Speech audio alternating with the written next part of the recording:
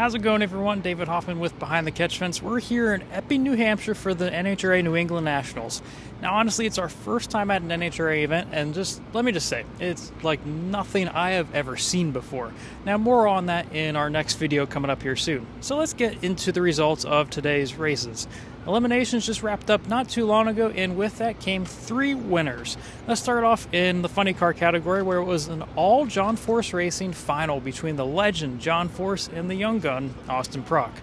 This time around, the 75-year-old Force got the best of Prock with a 408.1 versus Prock's 408.91.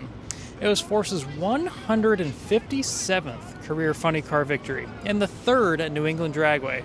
Now, after the race, Force spoke to the media about his victory. My time's up. It was up when I turned 65. It was up when I turned 55. So I want to be positive.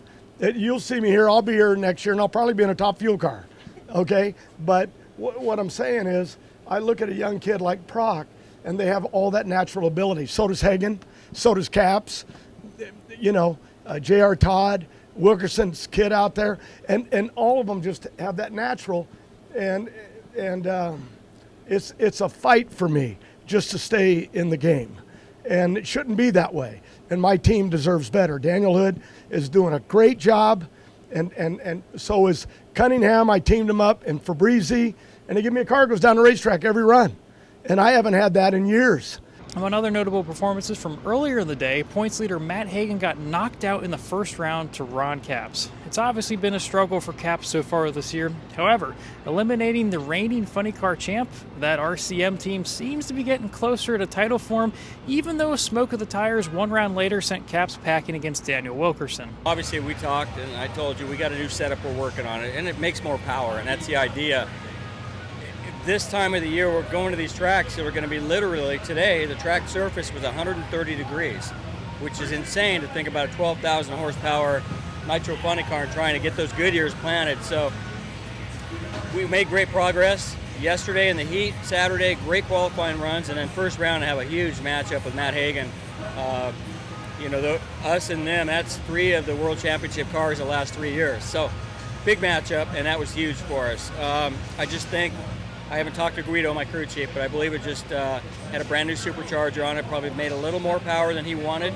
And again, the track was close to 130 degrees. So we are going to Bristol next weekend. It'll be much like this. And then Norwalk, Ohio. And then through the summer months, we're going to see these conditions. So overall, pretty happy. And you mentioned with beating Matt Hagan there. I mean, that's how big of a confidence booster, just a big win is that for you guys, knowing that? I mean, he's won the last 2 times, on the circuit. Yeah, I was reading all the stuff about his mustache and how every time he's growing that mustache, he's won here. So that was big. Overall, it's a great team. Obviously, reigning world champions, very good at what they do, and we know anytime we're going to run for a championship, that team you're going to have to go through. And to beat them first round, not have lane choice, that was the other big deal. We were the only car to go down the left lane like that. So another big feather in the cap to Guido and our Napa Auto Care team. I'm very encouraged.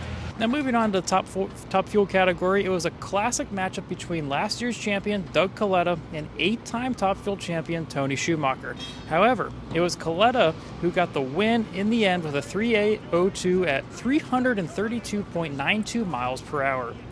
He's now won on every single racetrack on the NHRA circuit. He spoke more on the accomplishment. Coming in here, obviously, that was the goal. Definitely tried to get this win, and I knew it was the last place I haven't won at, so trying not to put a lot of attention on it. But, and then, you show up, and we got Joe Poland and all the guys that set up our, it's kind of a tribute to Scott Kalitta, and so we roll into that, and we really had a lot of fun with that because, just a lot of the teams that have worked for Scott over the years, and those are the people that seem to migrate over, and it's just great to be able to have an opportunity to, just kind of hang out, have a good meal, and it really means a lot to Connie too, because he's definitely, one of the guys out here, that just has had a lot of people working for him, and just loves the sport, right? So no, it was a good time, and but to be able to pull off the win.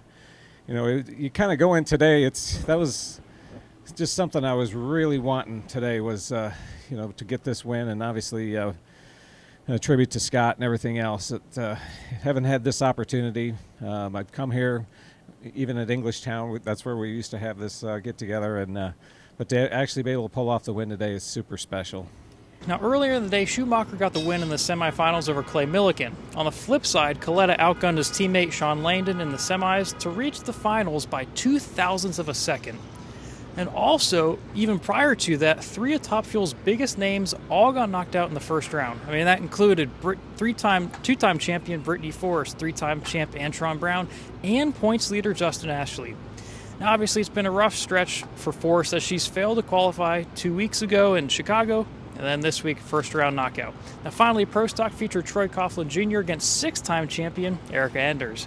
It was an all-out brawl to the finish as Coughlin scored the victory in a hole shot with a 6.584 compared to Enders' 6.563. Coughlin's .013 reaction time got it done. Here's what he had to say after the win. Semis, we ran Dallas Glenn, who's just been on a roll and just an awesome driver. He doesn't need any introduction, and we kind of skated by and was 36 against him, and got lucky with him kind of missing it. He was 40, and I wasn't my best all day today. I just kind of, like I said, I was just kind of getting by. And then final, we're running a multi-time world champion Erica Enders, and which is, you're honored to be next to people like that. You step it up. You're focused. You're trying to crush it. You're trying to make your very best lap, and we hit it well. We made a nice lap, and we got there by fourth out, and here we are, talking to you. Well, with that, the 7th round of the NHRA Mission Foods Drag Racing Series season is in the books. Thanks for tuning in for all of our coverage of this year's New England Nationals. It's been a real treat just to head out here and cover a new form of motorsports like we've never done before. It's just been fantastic. We can't thank you guys enough for all your support. Make sure to watch all our interviews and content from the last couple days. These include plenty of interviews like John Force.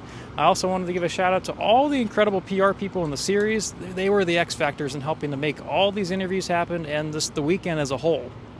Now, obviously, that includes an entire pit tour with Tony Schumacher the other day. You do not want to miss that, so make sure to go click on that, watch it. It's just fantastic stuff. Now, make sure to like and subscribe for more racing content. We got plenty more on the way. Also, be sure to follow us on X and Instagram at Behind Catch. Thanks again for watching. Have a great rest of the day. Go bask in the sunlight. It's summertime. I'll catch you guys later.